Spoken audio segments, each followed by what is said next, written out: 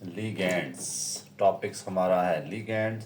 Student chapter हम discuss कर रहे हैं 6 और क्लास हमारे पास 12 है। New book federal national book foundation की।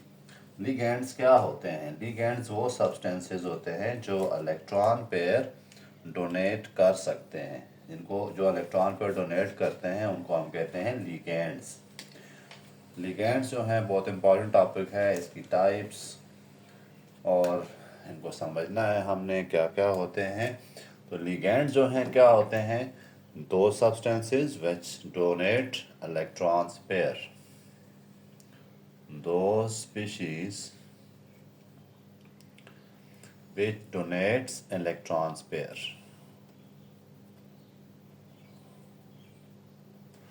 अब स्टूडेंट्स इनकी टाइप्स भी होती हैं। कुछ स्पीशीज एक इलेक्ट्रॉन पेयर डोनेट करती हैं, कुछ दो करती हैं, कुछ तीन करती हैं, कुछ चार करती हैं, कुछ छः भी करती हैं। तो ये सारी जो है इनकी टाइप्स फिर इनकी अलग अलग आगे बनाई गई हैं। सबसे पहली टाइप इसकी है मोनोडेंटेट।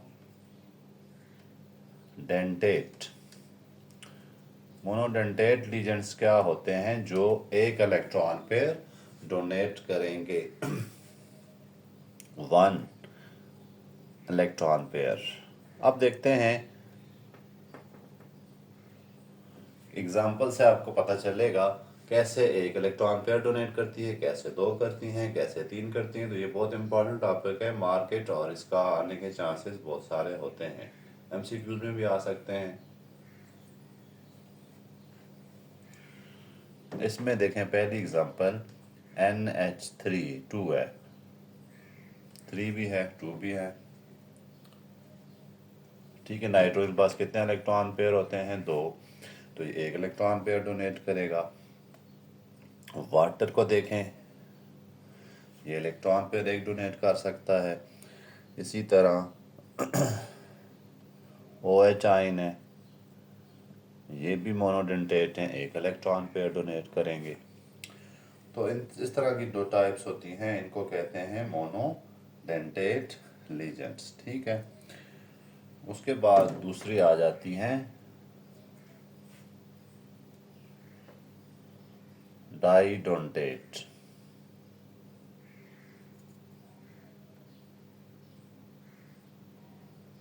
डाइडेंटेट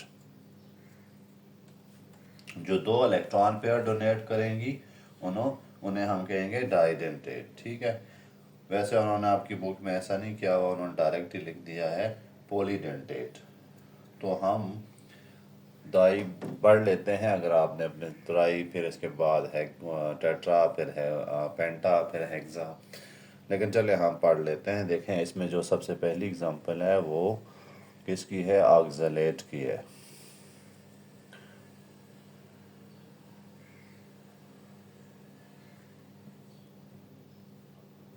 इसमें आप देखें साइडों पे दो ऑक्सीजन हैं, ये दोनों इलेक्ट्रॉन पेयर डोनेट कर सकते हैं।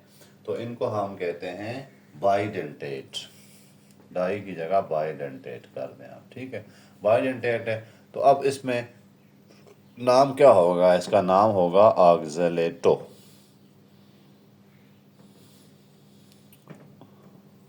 ऑक्सलेटो आयन जो हैं वो बाइडेंटेट हैं, दो इलेक्ट्रॉन पेयर डोनेट करते हैं। इसी तरह एक और बहुत ही इम्पॉर्टेंट जो कि आपकी बुक में यूज़ होगा वो होगा CH2 NH2। उन्होंने ऐसे लिखा हुआ है, ऐसे लिख देते हैं NH2। इसमें देखें दो नाइट्रोजन है, दोनों इलेक्ट्रॉन पेयर डोनेट कर सकते हैं। तो ये भी बायोडेंटेट। इसका नाम भी इंटरेस्टिंग है, इथाइलिन डाई अमाइन। दो अमाइन है ना, इथाइलिन डाई अमाइन। तो इसको शॉर्टकट में लिखा जाता है EN। जहाँ पे भी ये लिखा हुआ आया तो समझ जाए वो क्या है, इथाइलिन डाई अमाइन। ठीक है, दूसरा नाम भी इसका है 1,2 डाई अमाइन इथेन। तो खैर ये ज़्यादातर इसका फेमस है, जो हम IU पे पढ़ेंगे वहाँ पे इसका होगा इथाइलिन डाई अमाइन। उसके बाद आ जाता है हेक्साडेंटेट। पॉलीडेंटेट की एग्जांपल मैं बता देता हूँ। पॉलीडेंटेट जो है, जो दो से ज़्यादा या एक से ज़्यादा, ये भी पॉलीडेंटेट में आ जाता है, इलेक्ट्रॉन पेयर डोनेट करेंगे, उन्हें हम पॉलीडेंटेट कहते हैं। और इसकी एग्जांपल क्या है? एडिटा, पॉलीडेंटेट, पॉलीडेंटेट।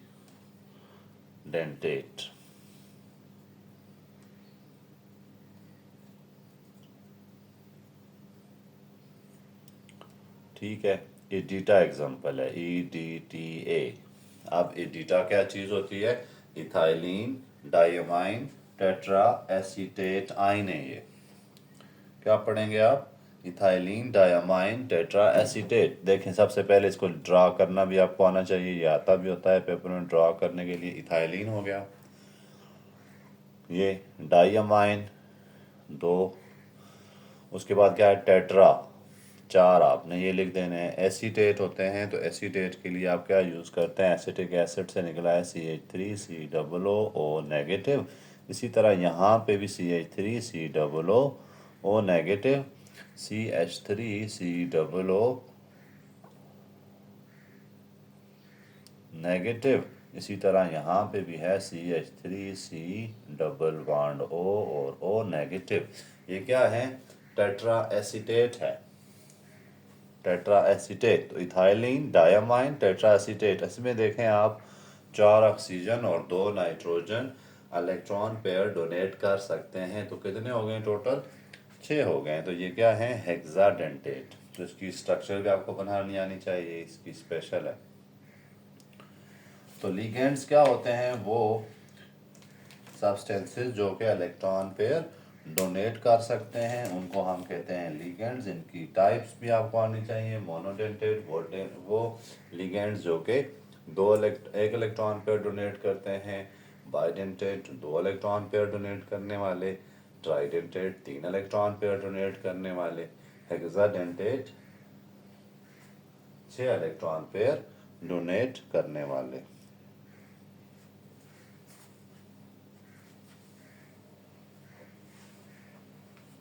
इसके अलावा एम्बीडेंटेट भी होते हैं, जो आप नाम शायद IUPAC में उनका जिक्र पड़े। एम्बीडेंटेट।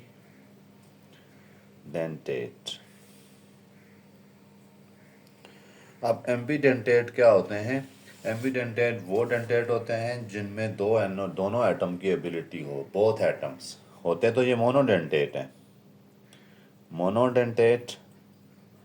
बट इसमें दोनों एटम जो हैं, जैसे मैं लिख देता हूँ ON है, इसमें 2 एटम है, ऑक्सीजन भी है नाइट्रोजन भी है। ये दोनों जो हैं वो क्या कर सकें? इलेक्ट्रॉन पेयर डोनेट कर सकें, बोथ कैन। तो इनको कहते हैं ambidentate, both can donate electron pair. ठीक है, इसकी और एग्जांपल भी है, साइनाइड आयन है। ये दोनों क्या कर सकते हैं? इलेक्ट्रॉन पेयर डोनेट कर सकते हैं, ये एम्बीडेंटेट है। आगे जब हम IUPAC नेम आगे हम पढ़ने लगे हैं, तो उसमें इनका बहुत सारा जिक्र होता है, तो उसमें इसको स्पेशल नाम दिया जाता है। इसलिए मैंने ये आपको लिखवाया है, ताकि आपको ये चीज़ आगे मसला ना करे। एम्बीडेंटेट जो है वो दोनों कर सकते हैं। अब हम IUPAC नेम रखना सीखते हैं, लेकिन उससे पहले कुछ टर्मिनोलॉजीज होती हैं कोऑर्डिनेशन कॉम्प्लेक्सेस की। ठीक है, उससे मैं एक फार्मूला लिखूंगा, उसी से सारे आपको यहाँ पर पता चलेगा कि ये क्या क्या चीज़ें होती हैं। फॉर एग्जांपल मैं फार्मूला लिखने लगा हूँ CU, जिसमें सारी चीज़ें आ जाए ना, K4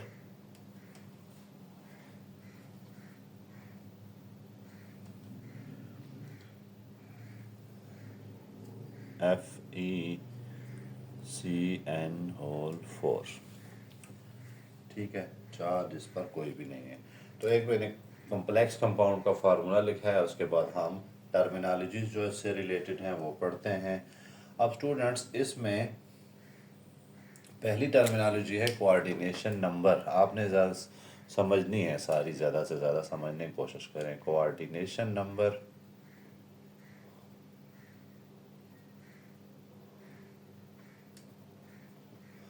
ये जो हमारे पास स्क्वायर ब्रैकेट्स नज़र आ रही हैं, इनको कोऑर्डिनेशन स्फीयर कहा जाता है। क्या कहा जाता है? Coordination sphere. इन पे जो चार्ज होता है वो कोऑर्डिनेशन नंबर है। इन पे जो चार्ज है वो क्या होगा? कोऑर्डिनेशन नंबर होगा। फॉर एग्जांपल ये +2 भी हो सकता है, +4 भी हो सकता है, +6 भी। ये जो चार्ज होता है इस पे ही होता है ना। तो ये इसका फिर कोऑर्डिनेशन नंबर कितना आ गया? 4। जो भी स्क्वायर ब्रैकेट्स पे चार्ज होगा वो होगा कोऑर्डिनेशन नंबर होगा। या फिर हम ऐसे कह सकते हैं कि जितने बांड, ये 4 बांड बनाए हैं इसने सेंट्रल मेटल एटम के साथ, ये मेटल एटम होते हैं ट्रांजिशन, 4 बांड इसने इसके साथ बनाए हैं, तो ये क्या होगा आपके पास? कोऑर्डिनेशन नंबर होगा। ठीक है, number of bond form by metal aides, ये सेंट्रल मेटल होता है। तो हम इसको फिर दूसरी तरह क्या कह सकते हैं? Number of bond, coordinate bond बनते हैं ज़्यादातर। तो number of bond form by central metal atom with ligands. Ligands के साथ जो सेंट्रल मेटल एटम बॉन्ड बनाता है, जितने भी बॉन्ड बनाएगा वो कोऑर्डिनेशन नंबर होगा। ठीक है, ओके। उसके बाद आ जाता है कोऑर्डिनेशन स्फीयर। दूसरी टर्म क्या होगी? Coordination sphere. ये जो स्क्वायर ब्रैकेट्स आपको नज़र आ रही होती हैं, ये कोऑर्डिनेशन स्फीयर होता है बेसिकली। क्या होता है? कोऑर्डिनेशन स्फीयर होगा। तो सेंट्रल एटम और या फिर ion with ligands, central metal atom है और ये लिगेंड्स हैं, ये दोनों मिले हुए हैं, तो हम कह सकते हैं ये क्या है? कोऑर्डिनेशन स्फीयर, जो कि ब्रैकेट्स के अंदर एनक्लोज्ड होते हैं। ये सारी चीज़ें इसकी कोऑर्डिनेशन स्फीयर होंगी। इसको डिनोट करते हैं हम किससे? स्क्वायर ब्रैकेट्स डाल के। अब कोऑर्डिनेशन स्फीयर, इसमें एग्जांपल के तौर पे देखें तो ये इसका कोऑर्डिनेशन स्फीयर है। आगे हम इसकी और भी चीज़ें पढ़ेंगे। Charge on coordination sphere, charge on coordination sphere, ये कैलकुलेट करने के लिए बाज़ औक़ात आ जाता है, तो ये आपको पता होना चाहिए। अब हम इसको कैलकुलेट कैसे करेंगे? सम ऑफ टोटल चार्ज, किसका किसका होता है? इन दोनों का सम, टोटल चार्ज इसका और इसका जितना भी चार्ज है उसका सम जो है उसको हम क्या कहते हैं? Coordination, charge on coordination sphere. For example हम एक और इसके अलावा कोई लेते हैं, कोई कंपाउंड लेते हैं, जैसे मैं सोडियम ले रहा हूँ Na4, जो आपकी बुक में उन्हीं को डिस्कस करते हैं ताकि आपको बाद में उन्हीं से करने में आसानी हो। ठीक हो गया। अब इसमें हम देखते हैं कि हमारा जो चार्ज ऑन कोऑर्डिनेशन स्फीयर कितना बनना है। तो ये 6 है।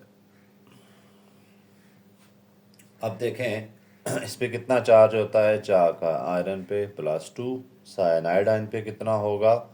यहाँ पर अगर आप करें तो 6 × -1 कितना होता है? 6 × -1, साइनाइड आयन पे माइनस नेगेटिव चार्ज है। ठीक है, इन दोनों को अगर हम ऐड करें तो कितना बनता है? -4। इस तरह नहीं समझ आता तो ये देखें इसके साथ क्या लिखा हुआ है? 4, तो यही इसका चार्ज होता है। तो चार्ज ऑन कोऑर्डिनेशन स्फीयर भी आप आराम से कैलकुलेट कर सकते हैं। इसी तरह एक और मैं लिखता हूँ CuNH3 और आगे है सल्फेट। अब इसमें देखें हम चार्ज कैसे निकालेंगे। ठीक है, तो अगर आप देखें इस पे कितना चार्ज होता है? -2, ये तो हमें पता है, लेकिन चले आप इस तरह से कैलकुलेट करना चाहते हैं, ये हो गया 2, और जो अमोनिया होता है वो बेसिकली न्यूट्रल होता है। ठीक है, अमोनिया का आपने याद रखना है, ये आगे कैलकुलेशन करेंगे हम। तो ये क्या होता है कि ज़ीरो, इसका ज़ीरो चार्ज होता है, इसलिए क्या लिख देते हैं, 2 + 0 = 2। तो चार्ज कितना आ गया इस पे, 2 आ गया। अगर इस तरह से आप डायरेक्ट देखना चाहते हैं तो SO4 पे तो आपको पता है ना कितना चार्ज होता है, 2 होता है, तो वो इधर लिख दें। ये भी एक तरीका है अगर आप कैलकुलेशन से बचने के लिए डायरेक्ट देखना चाह रहे हैं तो। अब हम रूल्स पढ़ने की कोशिश करते हैं। ये 3-4 टर्मिनोलॉजीज थी जो आपको आगे यूज़ होनी है। चार्ज कैलकुलेट करना आपको आना चाहिए। चार्ज बाज़ात देख कर पता चल जाता है। जैसे ये 4 लिखा है तो इसमें -4 चार्ज आया। हमने एक और देखेंगे। अब सबसे पहले पहला रूल क्या है, IUPAC रूल।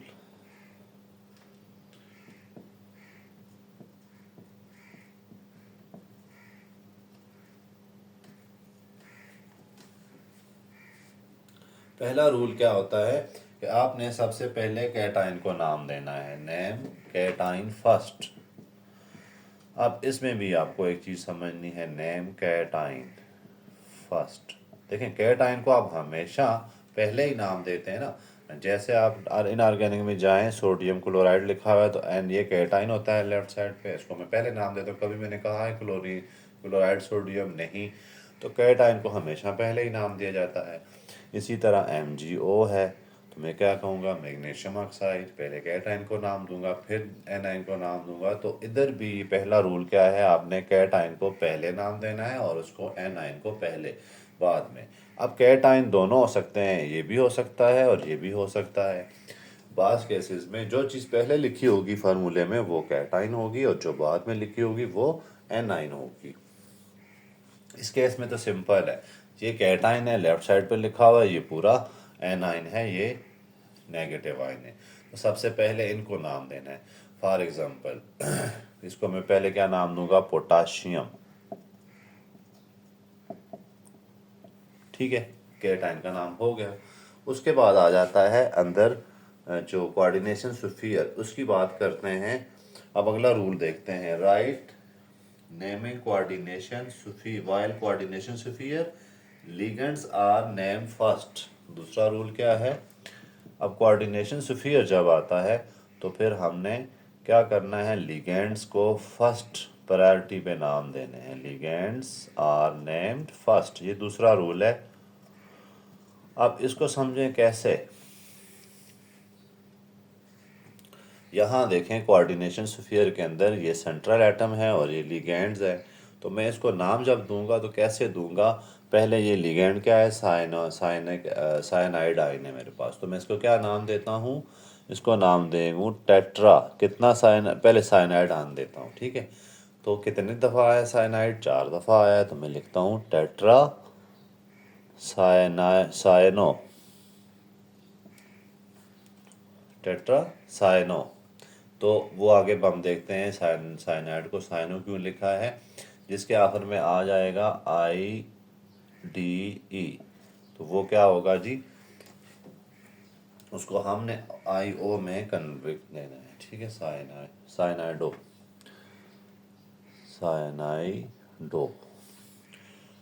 उसके बाद आ जाता है, ये तो ख़त्म हो गया, आप देखें टेट्रा साइनाइडो ख़त्म हो गया। अब आ जाता है सेंट्रल मेटल एटम, तो उसको मैं अगला रूल पढ़ता हूँ। आगे लिखा हुआ है and name first in alphabetical order. अगर एक से ज़्यादा लीजेंड आ जाते हैं तो हमने उसको अल्फ़ाबेटिकल आर्डर में लिखना है, वो भी मैं अभी बताता हूँ आपको, एक कोई एग्जांपल देगा।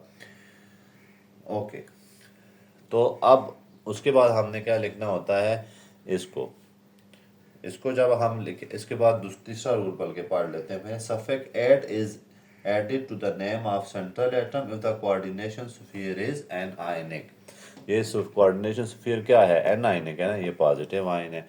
तो फिर हमने इसको, अब सेंट्रल मेटल को जब नाम देंगे, तीसरा रूल क्या है, इट इज एडेड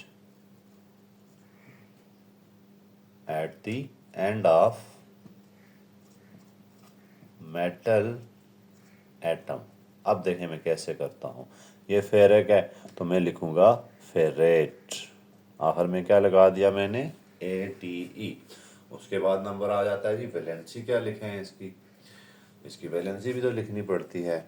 तो चलें वैलेंसी लिखते हैं। मैं इसको मान लेता हूँ 4 है, इसको मान लेता हूँ x, आगे क्या है +4 into -1 is equal to 0 whole charge तो कोई भी नहीं ना इस पे। ओके, तो ये देखें 4 -4 काट के हैं तो x इज इक्वल टू 0 आ जाता है। तो इसकी वैलेंसी ये 6 था, सॉरी ये 6 है, तो इसलिए इसकी वैलेंसी कितनी आ जाती है, इधर लेके जाएं तो x इज इक्वल टू 2। तो मैं आगे क्या लिखूंगा, रोमन वर्ड में लिखूंगा 2। ये रोमन वर्ड में आपने इसके नेमिंग लिखने हैं। ओके, ये तो आपको बात क्लियर होगी। पहला आपने क्या करना है, कैटाइन को नाम देना है। कैटाइन जो है हमेशा लेफ्ट साइड पे होता है, वो ये भी हो सकता है ये भी हो सकता है। अगले हम एग्जांपल देखेंगे ये भी कैटाइन होगा, तो उसको मैं नामिंग में अब थोड़ी एग्जांपल जब कराऊंगा तो उसमें आपको क्लियर होना है। पहले कैटाइन को नाम दे दिया, एनाइन को बाद में। उसके बाद जब एनाइन की बारी आती है और वो कोऑर्डिनेशन स्फीयर है तो उसके अंदर आपने लिगेंड्स को सबसे पहले नाम देना है। ठीक है, लिगेंड देखें यहाँ पर साइनाइड आयन थे, मैंने उनको नाम दिया। कितने थे, ये हेक्सा लिखना था यहाँ पे, हेक्सा, हेक्सा साइनाइडो, हेक्सा साइनाइडो। तो उसके बाद आ जाता है सेंट्रल मैटर को जब नाम देते हैं तो उसके साथ क्या लिख देते हैं, ATE। पर बात बन जाती है इसकी वैलेंसी भी लिखनी पड़ती है, जो कि हमने कैलकुलेट करके लिखनी होती है। वैसे तो नहीं चाहे जहाँ से डायरेक्ट पता चलता, तो हमने उसकी मैं उसकी कैलकुलेशन भी बार बार करूँगा ताकि वो आपको सारी करनी आ जाए। ये 3 रूल हो गए। चौथा रूल क्या है, we use prefixes di, tri, are, tetra for ligand. जैसे मैंने यहाँ हेक्सा यूज किया था, हम ये लफ्ज यूज करेंगे लिगेंड्स के लिए। शो दैट हाउ देयर पोरिडेंटेड, ठीक है, यानी वो कितने बनाते हैं। Prefixes bis, tris and tetrakis are added. अब ये आपके पास बेस स्ट्रेस ये क्या बला है, इसको देखने के लिए भी हम एक एग्जांपल लेते हैं ताकि आपको वो क्लियर हो जाए। बेस के लिए मैं आपकी उसमें एग्जांपल्स में एक चीज़ लिखी हुई है, मैं उसी को नाम देता हूँ। ये दिया हुआ है CrEn2 Cl2 और Cl। स्टूडेंट्स, अब इसमें मैं इसको नामे करता हूँ, लेकिन यहाँ प्रॉब्लम क्या आ गया है, यहाँ कोऑर्डिनेशन स्फीयर कैटाइन है और ये एनाइन है। तो मैंने सबसे पहले किसको नाम देना है, कैटाइन को। कैटाइन में भी नाम देने के बाद मैं अंदर जाऊँगा और देखूँगा किस टाइप के लिगेंड पड़े हुए हैं। यहाँ EN पड़ा हुआ है, क्लोरीन पड़ा हुआ है। EN को पढ़ते हैं इथाइलिन डाइअमाइन। क्या नाम है इसका, इथाइलिन डाइअमाइन, ठीक है। और क्लोरीन जो है वो क्या होता है, वो तो C से स्टार्ट होता है, ये E से स्टार्ट होता है। अब जो इथाइलिन डाइअमाइन, EN के अंदर क्या है, डाई पहले का लिखा हुआ है ना, क्या लिखा हुआ है, डाई पहले का लिखा हुआ है। इसलिए हम जब इसको नाम देंगे तो हम इस पे बाहर भी ट्रू लिखा हुआ है और अंदर भी ट्रू लिखा हुआ है। हम ये नहीं कहेंगे ट्रू बाहर लिखेंगे और फिर अंदर भी ट्रू लिखेंगे, हम इसकी जगह लिख देंगे बेस स्ट्रेस। यानी ऐसे लिगेंड जिनके अंदर पहले का डाई ट्राई लिखा हुआ हो तो उसको दोबारा आपने डाई ट्राई नहीं लिखना, उसके साथ बेस स्ट्रेस का लफ्ज़ यूज़ कर देना है। जैसे यहाँ पे क्या लफ्ज़ यूज़ हो रहा है, बेस लफ्ज़ यूज़ हो रहा है। अगर ये 3 होता तो मैं कहता ट्रेस, 4 होता तो मैं कहता टेट्रोकिस, तो यहाँ 2 है तो मैं लिख दिया बेस। ठीक है, अब इसको नाम देते हैं। अब सबसे पहले इसको नाम देना होगा, तो सबसे पहले इन दोनों में कौन सा आता है, अल्फ़ाबेटिकली ऑर्डर देखना है आपने। E पहले आता है, C पहले आता है। जब मैं लिगेंड्स को नाम दूंगा तो मैं फिर अल्फ़ाबेटिकली चलना शुरू करूंगा। अब C पहले आता है तो मैं लिख देता हूँ क्लोरो, ठीक है। उसके बाद क्या आता है, इथाइलिन डाइअमाइन। कितनी बार आ रहा है, 2 बार आ रहा है, तो मैं लिख देता हूँ बेस, आगे लिख देता हूँ इथाइलिन पूरा नाम डाई अमाइन। ये हो गया, गैप भी नहीं रखना, इसमें स्पेस नहीं देना होता। उसके बाद आ जाता है क्रोमियम। अब मैंने इसके साथ क्रोमेट नहीं लगाया, वो क्यों नहीं लगाया, क्योंकि क्रोमेट तब लगाना है अगर ये एनाइन के तौर पे यूज़ हो रहा हो, ये याद रखिए ये बात। यहाँ पे मैंने फेरेट लिखा था क्योंकि ये कोऑर्डिनेशन स्फीयर क्या था, एनाइन। यहाँ पे कोऑर्डिनेशन स्फीयर क्या है, कैटाइन है। ये कैटाइन है तो इसलिए जब मैं इसका नाम लिखूंगा क्रोमियम ही लिखूंगा। क्या लिखूंगा, क्रोमियम ही लिखूंगा। तो मुझे फिर अब इसके साथ ATE लगाने की ज़रूरत नहीं होगी। उसके बाद हम इसके आ जाते हैं उसकी तरफ कि इसकी जो हमने लगन निकालनी है, वैलेंसी निकालनी है। आगे वैलेंसी लिखनी होती है, तो वैलेंसी कैसे निकालेंगे। तो वैलेंसी निकालने के लिए फिर हम अपना दूसरी चीज़ें स्टार्ट करते हैं EN का।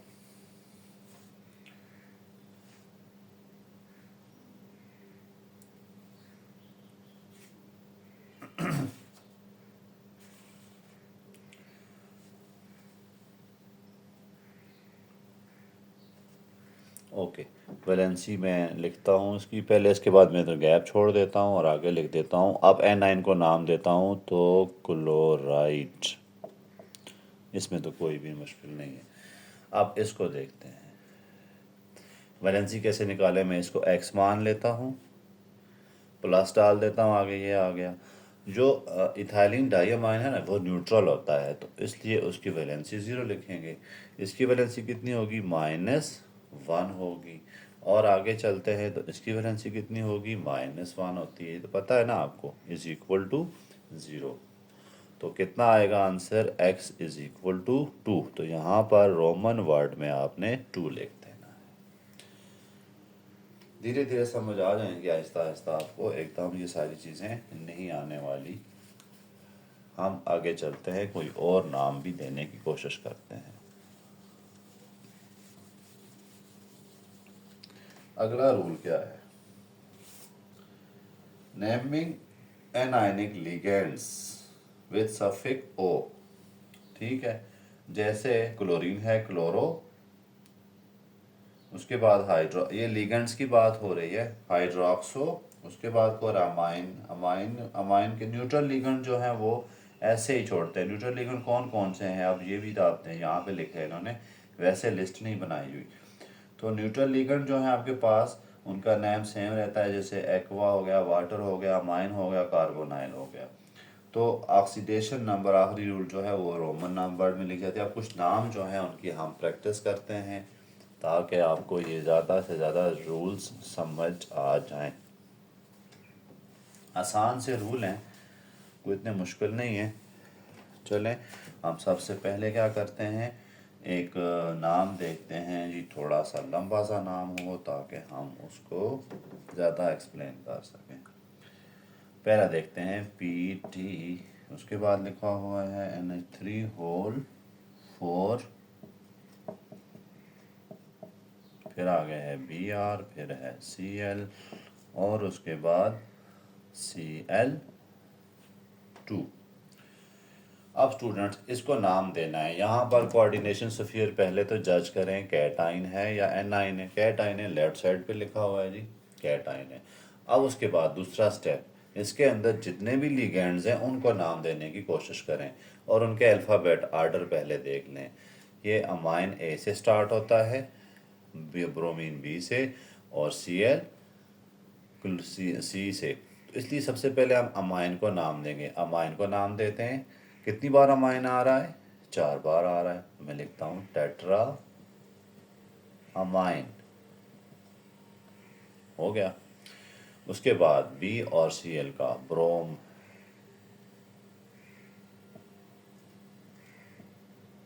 ब्रोमो क्लोरो,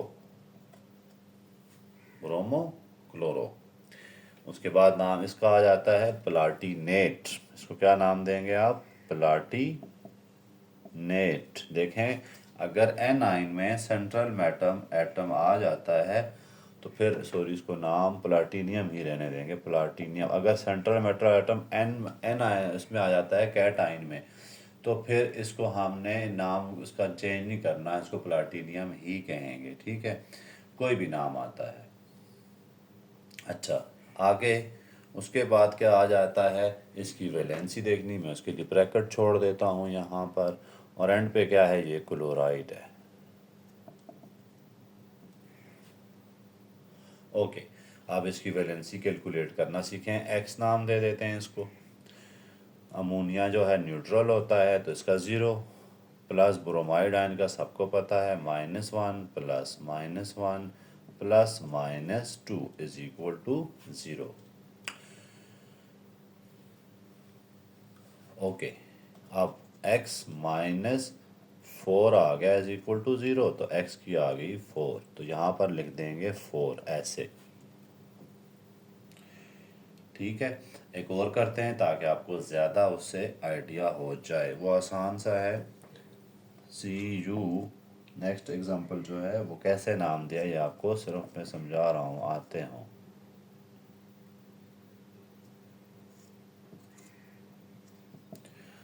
ओके यहाँ देखें आप, यहाँ एक ही चीज़ है, कोऑर्डिनेशन स्फीयर वही है, तो हम इसी को नाम देना शुरू करते हैं। इसके पीछे पोटाशियम भी लिखा हुआ है, सॉरी K2 नहीं K4 है। तो पहले किसको नाम देंगे, कैटाइन को, पोटाशियम लिख दिया, क्योंकि ये एनाइन है ना, लेफ्ट साइड राइट साइड पे है और ये लेफ्ट साइड पे है। अब उसके बाद आ जाती है बारी अमोनिया इसके कोऑर्डिनेशन स्फीयर के नाम की। यहाँ देखें अमाइन आ रहा है लिगेंड्स, तो अमाइन कितनी बार आ रहा है जी, ये आ रहा है 2 बार आ रहा है। ठीक है, तो ये मैंने गलत लिख दिया, चलें इसको ऐसे ही कर देते हैं। ये कितनी बार आ रहा है अमाइन, 2 बार, डाई अमाइन। नाम ही सीखने हैं ना आपने, कोई भी नाम आ जाता है। उसके बाद क्या आ जाता है, कॉपर,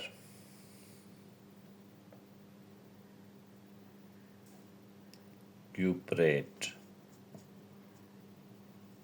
अब यहाँ पर मैंने आर में ATE लिखा है, क्यों लिखा, क्योंकि कॉपर जो है वो एनाइन के इसमें आ रहा है सफ़ियर में, कोऑर्डिनेशन सफ़ियर यहाँ एनाइन है, तो इसलिए इसको जब लिखेंगे तो क्या लिखेंगे हम, कॉपर को क्यूप्रेट।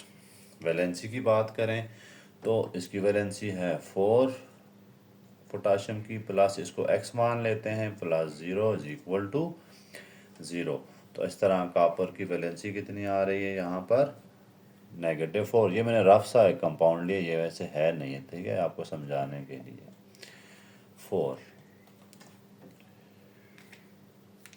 क्योंकि यहाँ माइनस पे नहीं आ सकता ना कॉपर। तो चलें, कोई बात नहीं। कॉपर की वैलेंसी कितनी हो सकती है, 1 या 2।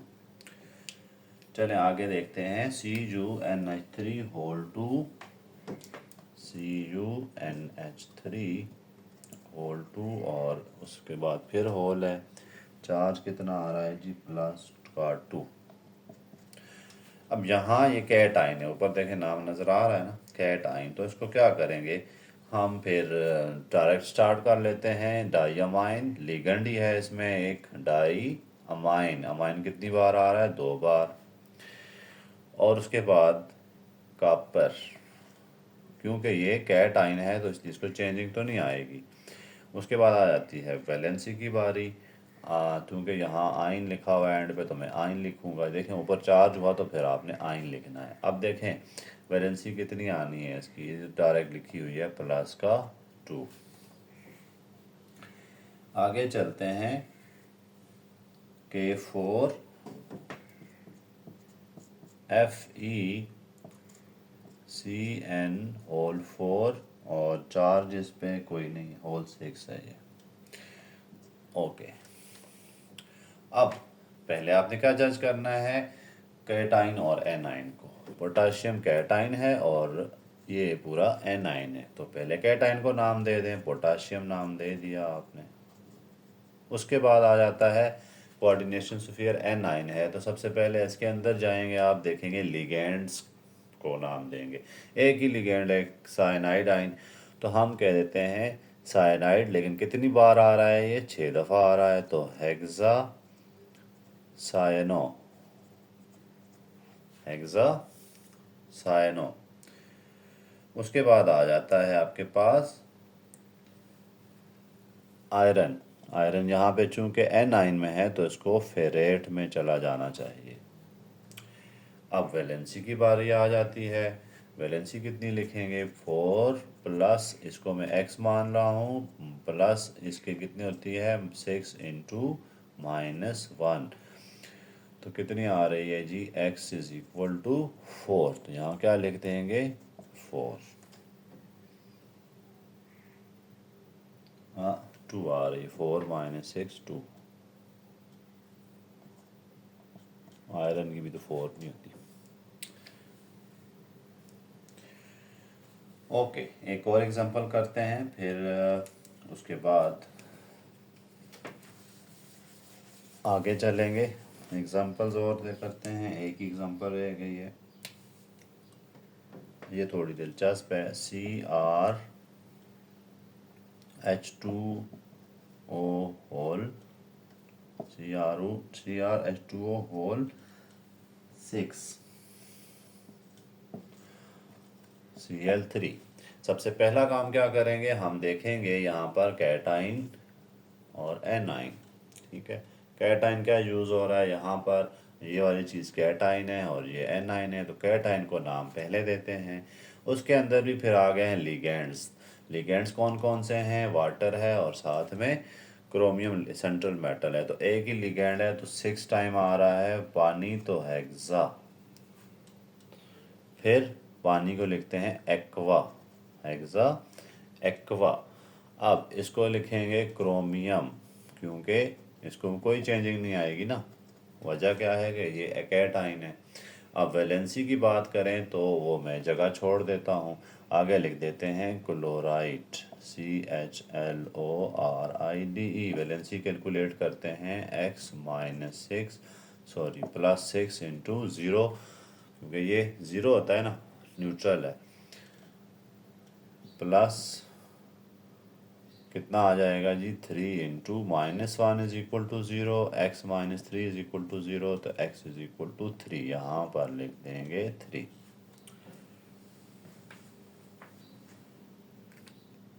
नेक्स्ट में इंशाल्लाह मिलते हैं मज़ीद आईयूपैक नेम के साथ। तब तक के लिए अल्लाह हाफिज़।